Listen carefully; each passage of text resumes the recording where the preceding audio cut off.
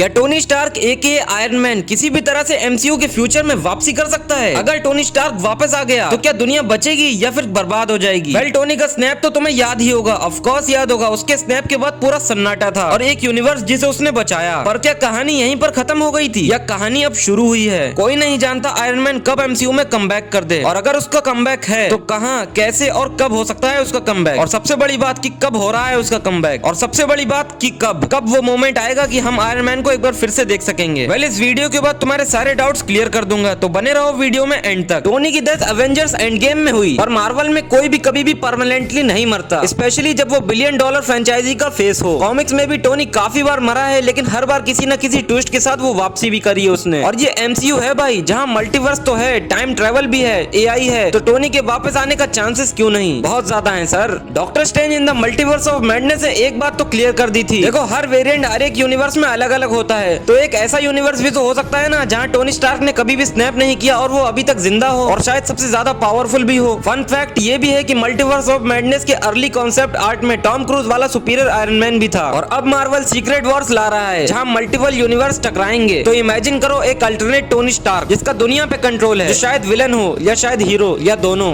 देखो वैसे अगर कॉमिक्स की बात करें तो कॉमिक्स में एक कॉन्सेप्ट है टोनी स्टार्क एआई। जब टोनी मर जाता है उसकी कॉन्शियसनेस एक एआई की फॉर्म में सर्वाइव करती है, एग्जैक्टली जैसे जार्विस या Friday. Spiderman far from home में एडिट ग्लासेस याद है ना, वो टोनी की पोस्ट डेथ प्रेजेंस का हिंट थे। और अगर मार्वल चाहे तो एक सीन ऐसे हो सकता है जहां पीटर पार्कर या रिरी विलियम्स टोनी के एआई वर्जन से इंटरेक्ट करें। वॉइस हो रॉबर्ट डाउनी जूनियर की, लेकिन प्रेजेंस भी हो, लेकिन फिजिकल बॉडी नहीं। मतलब टोनी का घोस्ट सीरी वर्जन, हाईटेक भटकती आत्मा। आयरन हर्ट यानी रिरी विलियम्स एमसीयू में इंट्रोड्यूस तो हो चुकी है, उसका कैरेक्टर डायरेक्टली इंस्पायर्ड है टोनी स्टार्क से। कॉमिक्स में भी रिरी को टोनी का एआई ही गाइड करता है, तो ये एमसीयू में भी हो सकता है जहां टोनी उसका मेंटर हो एआई फॉर्म में। और अगर मार्वल सॉफ्ट रिबूट करे तो टोनी का एक नए टाइमलाइन वाला वर्जन भी मेंटर बन सकता है, यंग, एम्बिशियस और थोड़ा ज्यादा क्रेजी। और अगर अब बात करें सबसे बड़ी थ्योरी की, सीक्रेट वॉर्स, ये इवेंट कॉमिक्स में भी हर चीज रीसेट करता है। एमसीयू का वर्जन भी कुछ ऐसा ही करेगा, और जब पूरा मल्टीवर्स ही मिल रहा हो तो रॉबर्ट डाउनी जूनियर का कैमियो एक मेजर रोल पॉसिबल ही नहीं, ऑलमोस्ट कंफर्म लगता है। वो भी एक ऐसे आयरन मैन के रूप में जो या तो सब कंट्रोल कर रहा है या सब कुछ ठीक करने आया हो। और भाई कसम से इमेजिन करो एक scene, Captain America, Thor, Strange सब हारे हुए होते हैं, तब एकदम से आसमान से उतरता है एक आयरन मैन का वेरिएंट और बोलता है, did you really think I had missed the end game again? Literally audience वही वाला गूज़बम्प्स दिखाएंगे जहां पर कैप्टन अमेरिका हैमर को लिफ्ट कर रहा था। अब देखो कंक्लूजन यही है कि अगर टोनी स्टार्क का कैरेक्टर मार्वल के डीएनए में है तो उसका कमबैक गारंटेड नहीं है, लेकिन एमसीयू की करंट डायरेक्शन देखकर लगता है रॉबर्ट डाउनी जूनियर का रिटर्न किसी न किसी फॉर्म में ऑलमोस्ट फिक्स है। वैसे तो वो डॉक्टर डूम के रोल में हमें दिखने ही वाले हैं, पर क्या आयरन मैन के रोल में भी वो हमें किसी कैमियो में दिख सकते हैं? देखो चाहे एआई हो, वेरिएंट हो या हो फ्लैशबैक, आयरन मैन जरूर वापस आएगा, क्योंकि एक बात तो सबको पता है कि हीरोज जरूर मरते हैं लेकिन लेजेंड्स कभी नहीं मरते।